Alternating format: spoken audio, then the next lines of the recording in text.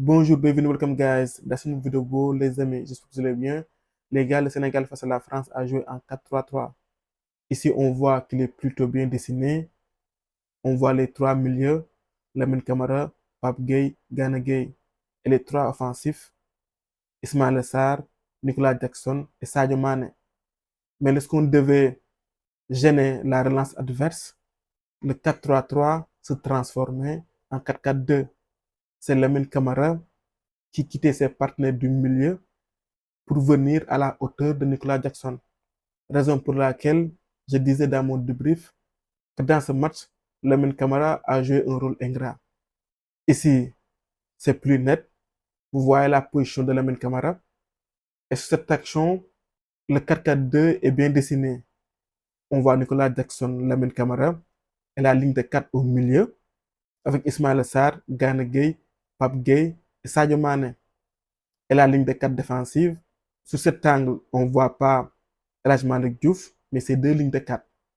Ici, vous voyez que c'est un 4-3-3, mais en phase défensive, le 4-3-3 se transformait en 4-4-2 avec un Lamine Camara qui vient à la hauteur de Nicolas Jackson et on forme deux lignes de 4. Tactiquement, le Sénégal en premier mi-temps avait plutôt bien réussi son match. Mais moi, je plaide pour qu'on passe en 4-2-3-1. Je m'explique. Quand on demande à Lamine Camara de faire ses courses, c'est très énergivore. C'est pas facile pour le milieu de terrain qui quitte sa zone pour venir à la hauteur de son avant-centre. Et ce système oblige Sadio Mane à faire des replis défensifs. Et on sait que Sadio Mane n'est plus jeune. Et il ne faut pas oublier que c'est notre meilleur atout offensif. On doit le mettre dans des conditions idéales. Parce que je vois beaucoup après ce match dire que Sadio Mane n'a pas fait les replis défensifs. Parce que sur l'action du premier but de Kylian Mbappé, c'est Sadio Mane qui défend sur Olysée, sauf qu'il est un peu passif. Mais les amis, il ne faut pas oublier que Sadio Mane, par ses replis défensifs, a failli nous coûter un penalty. L'action sur Kylian Mbappé. C'est pour vous dire qu'il a fait les replis. Et quand on regarde le positionnement moyen de nos joueurs, Sadio Mane, il est très bas. Il est ici. Regardez. Il a eu plus de présence dans sa surface que dans le camp français. Et dans ce match-là, il est l'un des joueurs qui a parcouru le plus de kilomètres côté sénégalais. Sadio, comme je disais plus tôt, c'est notre meilleur atout. L'idée, c'est de le garder frais et de le rapprocher un peu plus de la zone de vérité. Il ne faut pas oublier que c'est notre meilleur buteur. Dans ce 4-3-3, l'autre solution pour permettre à Sadio Mane de ne pas faire les replis, c'était de lui permettre d'être aux côtés de Nicolas Jackson. Ce qui fait que c'est Pape Gueye qui allait coulisser. Sauf que Pape Gueye n'a pas ce profil-là. Au Real, c'est souvent Valverde et Jude Bellingham qui ont ce rôle-là. Et on permet à Vinicius et à Kylian Mbappé de rester devant afin qu'ils gardent leur lucidité. Sauf que Pape Gueye n'a pas ce profil. Si on regarde nos milieux de terrain, le seul qui a ce profil-là, c'est Habib Diarra. Il est capable de jouer sur un côté.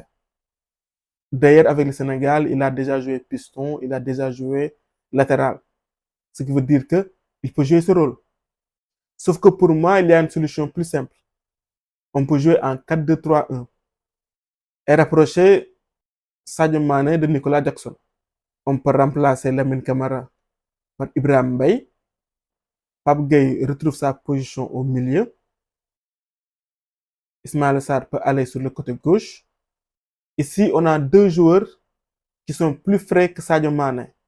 Ils sont capables de faire les efforts. Ou même un Iliman Ndiaye aussi peut jouer ce rôle-là. Ce qui fait qu'en phase défensive, on pourrait être organisé comme ça. Sadio Mane Jackson devant et Ibrahim Mbaye, Ismaël Sarr vont intégrer la ligne de 4 au milieu. C'est plus simple. Sadio Mane, dans ce cas de figure, n'aura pas à parcourir des kilomètres pour se repositionner.